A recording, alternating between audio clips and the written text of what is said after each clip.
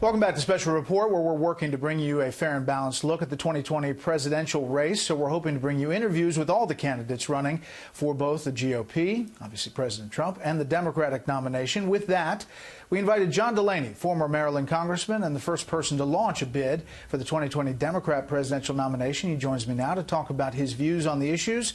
Good evening. Thanks for being here. Thanks for having me, Brett. I'm going to play a soundbite. We talked August 2nd, 2017, soon after you launched with a Washington Post op-ed. Take a listen.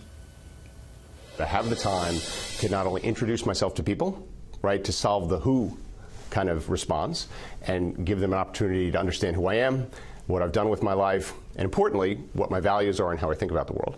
But also putting myself in a position so that, my ideas and my values and my plans have an opportunity to be heard by more people. So, how is that going for you? That guy sounds really smart, actually. So I think it's going really well. Look, we've been campaigning hard. I've been introducing myself to people across the early states in particular. We've got great support. I mean, in Iowa alone, 4 of the 99 county chairs have already endorsed me. I don't think any other candidates have any endorsements. So we've done great on the ground. We've had the opportunity to listen to people.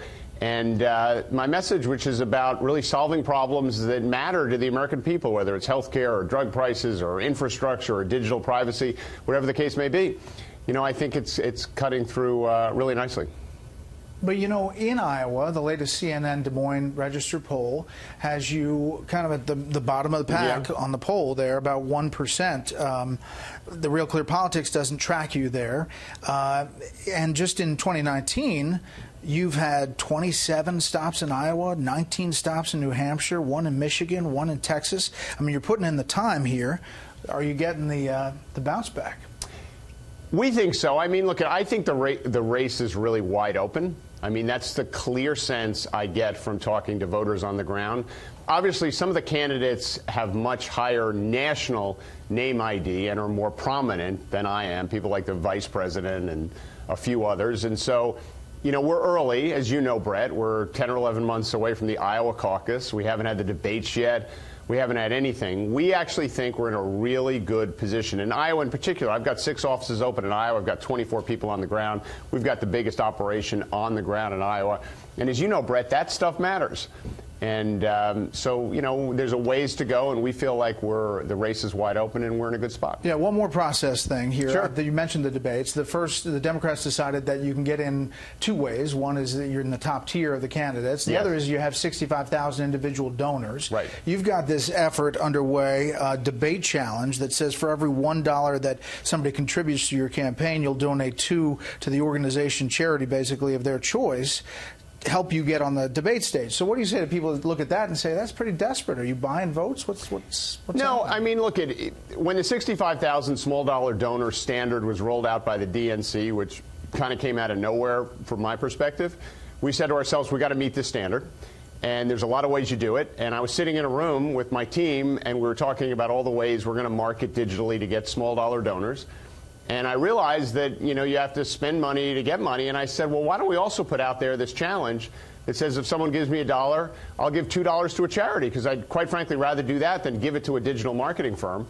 And I think everyone thought it was a good idea, and we put it out there, and it's really taken off.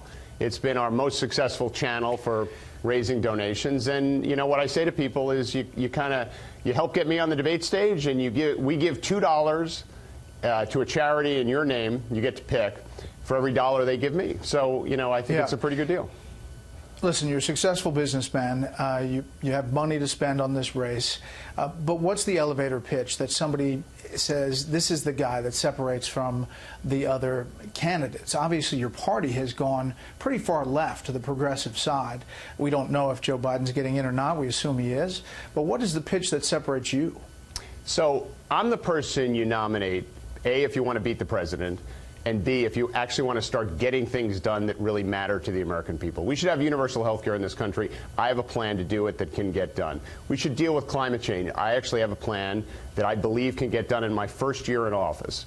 Go down the list, whether it's infrastructure, digital privacy, doing things to make sure people are investing in communities that are left behind. I'm the person who can get those things done and make a difference in your lives. So I think I'm the best person to beat the president. because I can build a Big Ten of progressives and moderates and independents and all those disaffected Republicans out there, but I'm also the person who actually wants to bring people together and get real things done. All right, you released a statement this week about the president's fitness assessment, and you said Donald Trump is unfit for office of the presidency. He lies to the American people, lacks basic decency, belittles American patriots like John McCain, and engages in lawless behavior. It goes on, a very heated statement that you released this week. Yeah. You know, in the latest approval polls, President Trump has an approval of 42%, some polls even higher. So what are you saying to those 42% of Americans who say, you know, the guy's doing okay with this statement? So, listen, I think there's two things. There's the president's policies and there's the ways he conducts himself. And I agree, a lot of Americans like his policies. And if you notice, while I don't agree with all his policies, what I said there was not about his policies. It was about the way he conducts himself. And that was really a response to what he did or what he said about the late Senator McCain. I just think a president should be someone who brings us together, not divides us. I think a president should be someone who conducts himself with a certain amount of decency and is honest with the American people. And unfortunately, I don't like to say this, but I don't think this president fits that category. Well, Congressman Delaney, we appreciate you coming on. Please Thanks, Brett. tell your fellow colleagues to do the same. We appreciate it. No, I'm happy to be on.